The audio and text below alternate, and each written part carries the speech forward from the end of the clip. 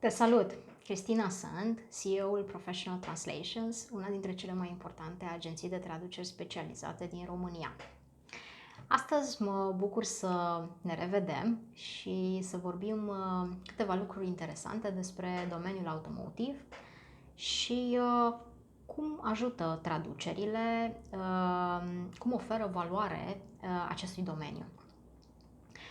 Mie îmi plac foarte mult mașinile, îmi place foarte mult să conduc mașina și căutând pe internet câteva lucruri interesante pe care să ți le împărtășesc în acest video, am descoperit, spre exemplu, că anual se produc peste 90 de milioane de mașini și că în Asia se produc mai multe mașini decât în Europa și America la un loc. De asemenea, un lucru simpatic pe care l-am descoperit în același timp e că în anul 2015 erau 182 de mașini la 1000 de locuitori. Asta înseamnă că 1 din 5 oameni din lume are mașină. Acum, când suntem în trafic și poate ne și grăbim undeva, cu siguranță ne-am dorit să fie mai puține mașini. Sau poate când traficul e mai intens, ne dorim să vină weekendul și să putem să plecăm din oraș într-un loc unde aerul e mai curat. Cu toate acestea, cu toții simțim și știm cât de utilă este mașina pentru fiecare dintre noi, chiar dacă cercetătorii spun că în medie pe zi nu folosim mașina mai mult de 2 ore, cu toții știm cât de multă mobilitate ne oferă și ne ajută să câștigăm în final timp pe care să îl investim în tot ceea ce considerăm noi mai important pentru noi. De asemenea, e clar că mașina multora dintre noi ne oferă și acea plăcere de a o conduce și poate de multe ori de a conduce o anumită mașină. Tocmai de aceea, mașina e un lucru important pentru oameni în ziua de astăzi și inovațiile, descoperirile și investițiile din acest domeniu nu au întârziat să apară sau să se intensifice. S-a investit în ultimii 20 de ani, în ultimii 10 ani, foarte mult pe partea de safety, de siguranța mașinii. De asemenea, foarte multe inovații au venit și pe partea de confort pentru utilizator, pentru noi, dar de asemenea și pe partea de economie, de eficiență a mașinii, cât și pe partea de a o face cât mai prietenoasă cu mediul. Mai ales că de la un an la altul numărul mașinilor crește destul de mult. Dar poate cele mai interesante inovații din ultimii ani, așa cum probabil știi și tu, sunt pe partea de autonomie. Sunt curioasă care vor fi următorii pași, dar sunt sigură că se va ajunge acolo unde se dorește, chiar dacă mai sunt îmbunătățiri de făcut și asta cred că în destul de scurt timp. Care este importanța și care e valoarea pe care o aduc traducerile în domeniul automotive? Mă pot gândi la două lucruri, la siguranța utilizatorului și la reprezentarea brandului. Pe partea de siguranță, pot să-ți spun că toate aceste echipe care participă la crearea mașinii, de la partea de cercetare-dezvoltare, la partea de inginerie, achiziții, marketing și așa mai departe, se bazează pe o comunicare globală. Pentru că atunci când vrei să creezi cel mai bun produs, vrei să ajungi la cel mai bun rezultat, trebuie să te bazezi pe cei mai buni oameni și asta de multe ori înseamnă să nu te limitezi poate la țara ta. Iar această comunicare globală, ca să poată să fie eficientă, fără doar și poate se bazează pe traduceri automotive corecte și potrivite. Iar la partea de reprezentare a brandului, pot să-ți spun că, spre exemplu, uite, pentru mine și cu siguranță ca și mine sunt foarte mulți oameni, atunci când achiziționez un produs sau un serviciu, mă uit la acea companie, cât de mult prețuiește și cât de pretențioasă este atunci când angajează oameni sau când achiziționează alte produse și alte servicii pe care le integrează ulterior în produsul sau în serviciu final. Adică cu cât standardul producătorului mașinii este la fel de înalt și când achiziționează servicii de traduceri, care este un element indirect care ajută la crearea mașinii, dacă are același standard înalt în momentul în care are pretenția să primească traduceri de calitate,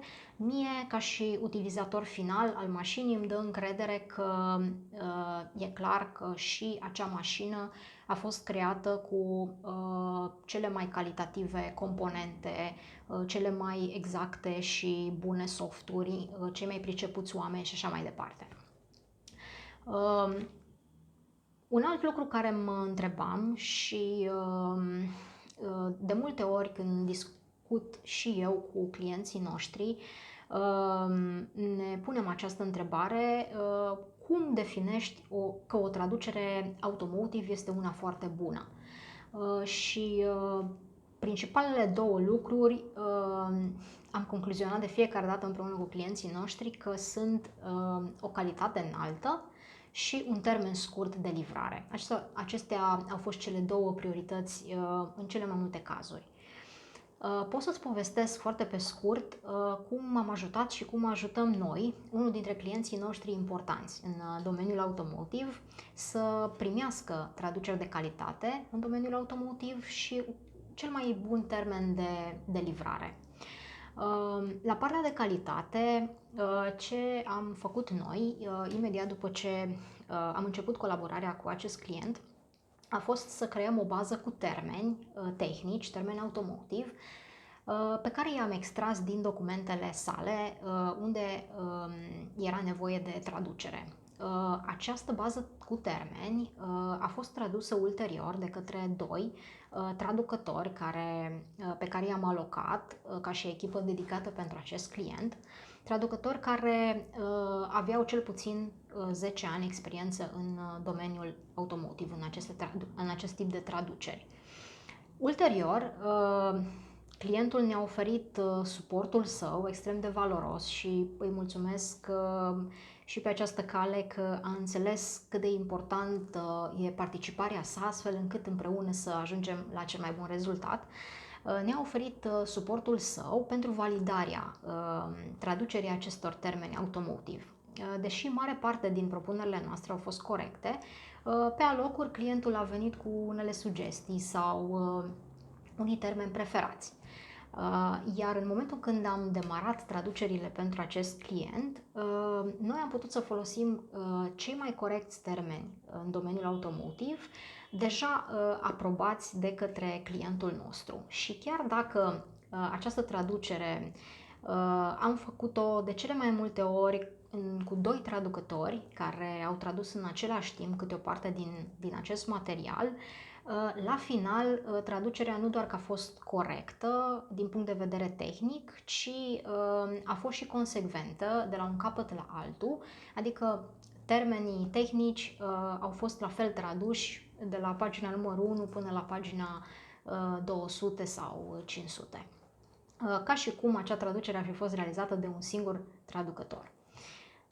La partea de reducere a termenului de livrare, ne-am sprijinit pe cea mai avansată tehnologie în domeniul traducerilor, pe care traducătorii noștri o folosesc zilnic și cu ajutorul acestei tehnologii am memorat tot ceea ce am tradus pentru clientul nostru. Iar pe măsură ce traduceam noi documentații pentru el, am putut să refolosim ușor și rapid tot ceea ce tradusesem deja pentru el. Astfel că, în medie, documentele sale aveau 40% conținut care se repeta. Și, ca și exemplu, în loc să-i livrăm traducerile în 10 zile, reușeam să-i livrăm traducerile în 6 zile, pentru că doar 60% din documentație mai era conținut nou de tradus. Ce am reușit și ne-am bucurat mult că am putut să venim și cu acest lucru suplimentar față de ceea ce își dorea el, a fost și partea de optimizare a costurilor. Pentru că, deși nu era una dintre prioritățile sale, desigur a fost foarte bine venită. Cum am reușit să-i reducem și costurile pentru tot acest conținut pe care noi l-am memorat cu ajutorul tehnologiei și pe care îl folosim ușor și rapid, clientul nostru a plătit mai puțin de jumătate din prețul de parteneriat pe care l-am convenit împreună la început. Așa că ne bucurăm mult că a avut încredere în noi și, de asemenea, că a participat cu experiența și cu expertiza pe care o are acolo unde am avut nevoie de suportul lui, astfel încât de fiecare dată am reușit să ajungem la rezultatul pe care și l-a dorit și chiar mai mult. Dacă și tu ai documentații în domeniul automotiv de care poate nu ești 100% mulțumit încă în ceea ce privește calitatea, sau poate îți dorești aceeași calitate livrată într-un termen mult mai scurt sau cu optimizarea costurilor, cu reducerea costurilor pe termen lung, contactează-ne, trimite-ne un e-mail, sună-ne și cu mare plăcere te ajutăm exact așa cum ai nevoie în activitatea ta. Sper că a fost interesantă povestea noastră despre cum ne-am ajutat acest client și cum îl ajutăm în continuare. Data viitoare o să vorbim un pic despre traducerile financiare, despre cifre, date, numere și cum ajută traducerile financiare companiile din domeniul financiar, bancar, să reușească să-și atingă rezultatele așa cum își doresc. Spor în tot ce faci până data viitoare, ai grijă de tine și ne vedem. Salut!